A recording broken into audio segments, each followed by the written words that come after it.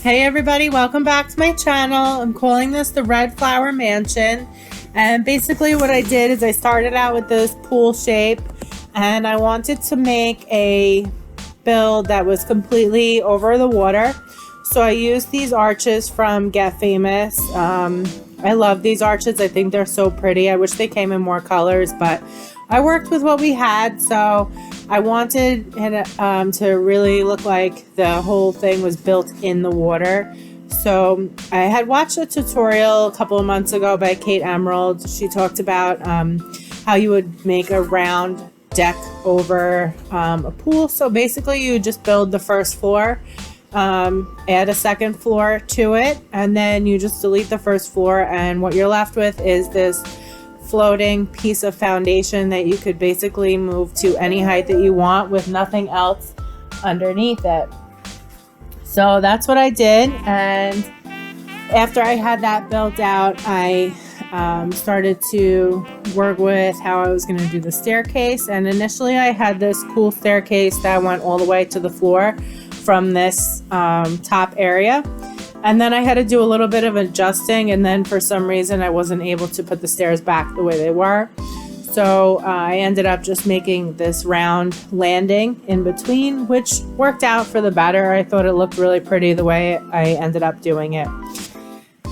Then I ended up using this debug item from Discovery University. It's a big waterfall. I just wanted this to have this big water feature that just flowed down into this pool, and then I actually created another one below that one just to make it look like it was all cascading down. And then I initially thought I was going to do all white with pink flowers. That's what I had in mind when I started, and I definitely struggled with this build. Normally when I start, I have this whole plan in my head. I know exactly what I'm going to do. I work it out before I start it and practice and make sure that it's going to look right, and I'm not going to get frustrated when I start recording. And I didn't do that with this one. I said to myself, let me just see what comes out when I start, and definitely can't do that again.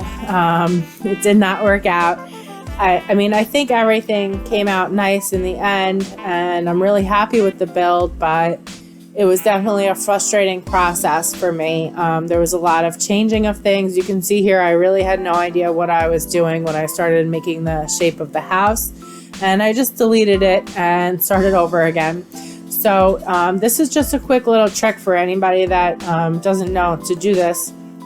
If you want to make an octagon shape, you can take one of the roofs and just make it to the size that you think you're going to want your room, and just build your walls around it and then get rid of the roof. And it just makes it so much easier than sitting there and counting and making sure it's even and all that stuff. So just a quick little helpful hint for you guys.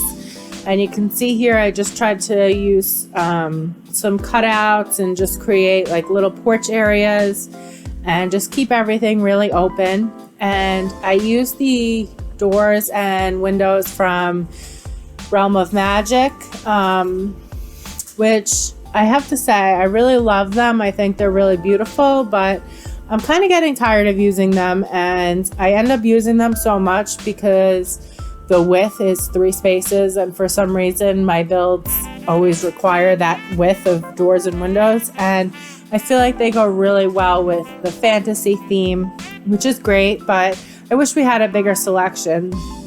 And speaking of a better selection, the patch is coming out, I guess, tomorrow. I don't know if it's coming out tonight at midnight or if it's actually going to be sometime tomorrow, but we are getting a patch for free placement of doors and windows. I'm really, really looking forward to this. And then the width of the doors and windows aren't going to matter because I'm going to be able to put them wherever I want. So I can use any one I want.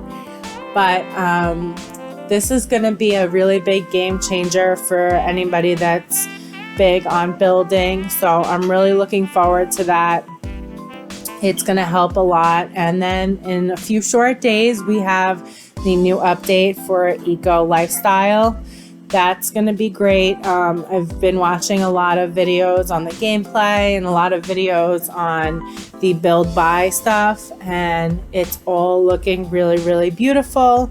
There's a lot of new landscape objects, it looks like. There's a lot of new build mode objects. There's beautiful furniture, a lot of plant life, which is what I'm really big into in my build. So this is going to be keeping me busy for a long time. So we'll see what I can do with it. Definitely looking forward to doing a few eco lifestyle builds, but I'm also looking forward to just using the new items in different ways as well. So I hope you guys enjoy the rest of this video, and I will see you guys on the next one. Please hit that like button. Please subscribe if you haven't already, and comment and let me know what you guys think. Have a great day.